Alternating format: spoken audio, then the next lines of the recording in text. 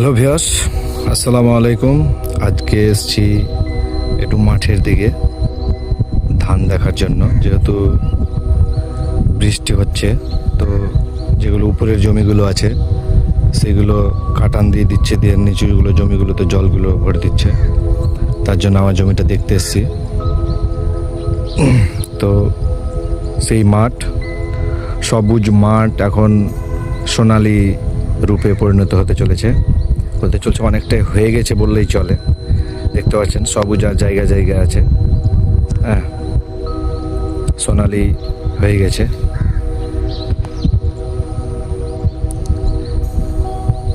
দেখতে পাচ্ছেন আপনারা, এটা মাঠ হচ্ছে আমাদের এই যে লক্ষ্মী সুখার বিল বলে। লক্ষ্মী সুখার বিল আমাদের ভাইরাল বিল, প্রচুর বড় বিল। দেখতে পাচ্ছেন সবুজ মাঠ সোনালি রূপে পরিণত হয়ে গেছে।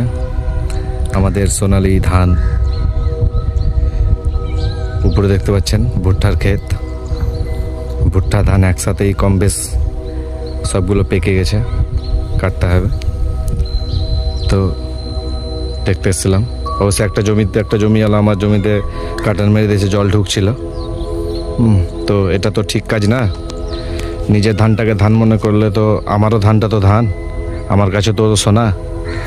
ওরটা ওর কাছে সোনা হলো তো আমারটা আমার কাছেও সোনা।